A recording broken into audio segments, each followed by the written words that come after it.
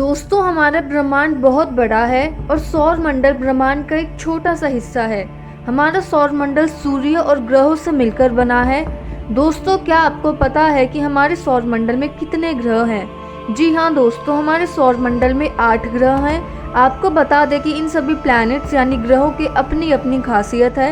ये ग्रह ना जाने एक दूसरे से कितनी असमानताएं रखते हैं, पर फिर भी ये साथ में मिलकर हमारे सौर मंडल का निर्माण करते हैं। इन ग्रहों के वायुमंडल, तापमान और तो और अपने एक्सिस पर घूमने के समय में भी बहुत अंतर है। किसी ग्रह पर दिन बहुत छोटा होता है तो किसी पर बहुत बड़ा। किसी ग्रह का तापमान बहुत अधिक होता है तो किसी ग्रह का बहुत कम। कुछ ग्रह की सतह ठोस होती है तो कुछ की पूरी तरह से गैस से बनी हुई होती है।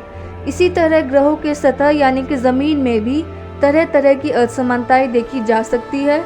दोस्तों, क्या आपके मन में ये कभी प्रश्न आया है कि बाकी ग्रहों की ज़मीन कैसी दिखती होगी? आज हम इसी के बारे में बात करने वाले हैं। दोस्तों, क्या आप बता सकते हैं कि ऐसा एकमात्र ग्रह जहां जीवन संभव है वो कौन सा है? ये तो बहुत आसान प्रश्न है। बिल्कुल, वो ग्रह हमारी पृथ्वी ही है। पृथ्वी का वायुमंडल और ज़मीन कुछ इस तरह से बनी हुई है कि मनुष्य जीवन यहाँ आसानी से संभव है। पर दोस्तों, क्या आपने कभी दूसरे ग्रहों के बारे में सोचा है? क्या आपको पता है कि बाकी ग्रहों पर मानव जीवन संभव क्यों नहीं है? या फिर क्या आपको पता है कि पृथ्वी की तुलना में बाकी ग्रह किस तरह से अलग हैं? दोस्तों, आपके सभी प्रश्नों के उत्तर हैं हमारे पास। बस आप आज की वीडियो पूरा देखिएगा। दोस्तों, आप सभी को तो ये पता ही होगा कि सारे ग्रह सूर्य के चक्कर लगाते हैं। तो सबसे पहले हम बात करते हैं सूर्य के सबसे नज़दीक मौजूद ग्रह की। क्या आपको पता है कि वह ग्रह कौन सा है? जी हाँ दोस्तों, हम मरकरी की बात कर रहे हैं। ये हमारे सौर मंडल का दूसरा सबसे गर्म ग्रह है। इस ग्रह पर बिल्कुल भी वायुमंडल नहीं है। ये एकदम सूखा पड़ा है। माना जाता है कि इस ग्रह पर काफ़ी बड़े बड़े गड्ढे हैं। आपको बता दें कि यहाँ पर दिन में टेम्परेचर बहुत ज़्यादा हो जाता है और इसी तरह रात में इस ग्रह पर टेम्परेचर इतना कम हो जाता है कि किसी भी मनुष्य को आराम से जमा दे। इसीलिए इस ग्रह पर किसी मानव का कदम रखना तो असंभव है। इसी के साथ आपको बता दें कि मरकरी सूर्य के इर्द गिर्द बहुत धीरे घूमता है, इसलिए यहाँ पर एक दिन पृथ्वी के एक दिन की तुलना में बड़ा होता है। दोस्तों, मरकरी के बारे में तो आपने काफ़ी कुछ समझ लिया है। आइए अब बात करते हैं सौर मंडल में मौजूद सबसे गर्म ग्रह की। दोस्तों, आप सबको पता ही है कि हम वीनस प्लैनेट की बात करने वाले हैं। जी हाँ दोस्तों, वीनस सूर्य के सबसे नज़दीक दूसरा ग्रह है। आपको बता दें कि इस प्लैनेट का वायुमंडल बहुत ही खतरनाक सल्फ्यूरिक एसिड के बादलों से बना हुआ है।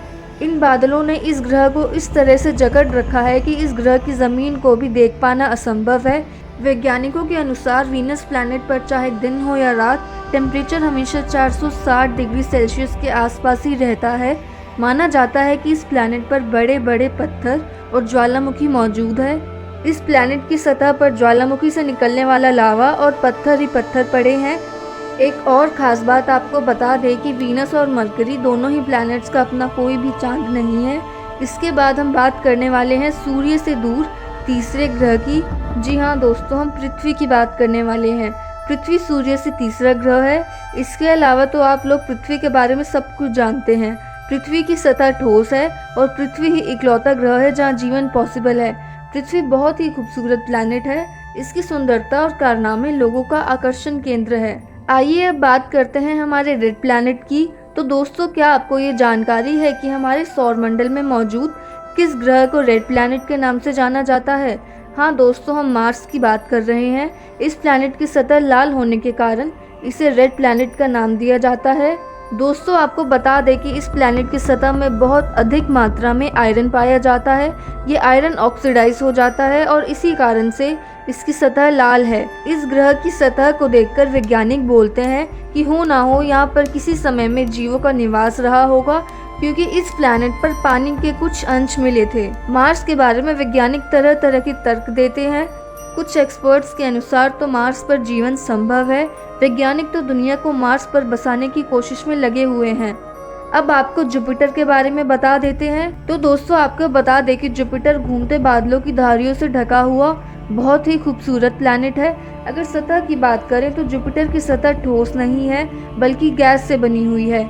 जुपिटर हमारे सौर मंडल का सबसे बड़ा ग्रह है। साथ ही आपको बता दें कि इस प्लैनेट की गहराई में जाने पर टेम्परेचर और प्रेशर बहुत अधिक बढ़ जाता है। एक और खास बात आपको ये बता दें कि जुपिटर पृथ्वी का संरक्षक है। जुपिटर अंतरिक्ष से आने वाले कॉमेट और मिटियोर्स को पृथ्वी से टकराने से रोकने का काम करता है। दोस्तों, अगर आपने हमारे पिछले वीडियोस देखे हैं तो आपको जुपिटर और मार्स के बारे में तो बहुत सारी चीज़ें पता चल गई होंगी। जिन्होंने अब तक वो वीडियोस नहीं देखी हैं, एक बार ज़रूर देख लें। चलिए, इसके बाद हम किस ग्रह की बात करने वाले हैं, क्या आपको कुछ आइडिया है? तो हाँ दोस्तों, हम सूर्य के छठे प्लैनेट सैटर्न की बात करने वाले हैं।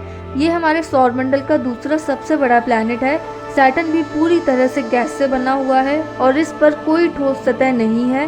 सैटर्न प्लैनेट के रिंग्स इसकी पहचान है। ये रिंग्स बहुत ही खूबसूरत हैं। माना जाता है कि जुपिटर प्लैनेट के भी अपने रिंग्स हैं, पर वो बहुत फेडेड हैं और इसलिए उन्हें देखना बहुत मुश्किल है। इसी के साथ आपको बता दें कि जुपिटर और सैटर्न के अपने बहुत सारे चांद हैं। चलिए अब बात करते हैं एक और रहस्य से भरे हुए ग्रह की। तो यूरेनस अपने अंदर बहुत सारे रहस्य छुपाए हुए है।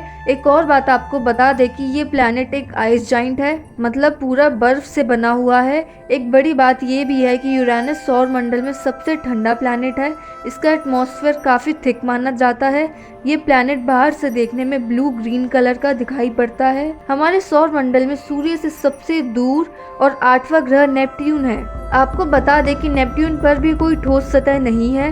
ये ग्रह भी यूरेनस की तरह एक आइस जाइंट है, यानी यहाँ पर बर्फ और पानी बहुत ज़्यादा है। इसी के साथ आपको बता दें कि नेपट्यून भी रिंग से घिरा हुआ है। इसका वायुमंडल काफ़ी थिक है, पर यहाँ बर्फीली हवाएं चलती रहती हैं। नेपट्यून का रंग नीला है और माना जाता है कि ऐसा मीथेन गैस के कारण है। दोस्तों, आपको ये तो समझ आ ही गया होगा कि यूरेनस और नेपट्यून एक दूसरे से बहुत समानताएं रखते हैं। हमारे यूनिवर्स को बनाने में इन ग्रहों का बहुत बड़ा हाथ है। इन ग्रहों के वायुमंडल, जमीन और बाकी सभी चीज़ों को आपने अच्छे से जान लिया है। अब ज़रा सोच कर देखिए कि ऐसे कौन कौन से ग्रह हैं जिन पर कुछ चेंजेस करके मानव जीवन संभव हो सकता है। इसका आंसर आप कमेंट करके ज़रूर बता सकते हैं। तो दोस्तों, ये थी हमारी आज की वीडियो। अब हम मिलते हैं अपनी नेक्स्ट वीडियो में।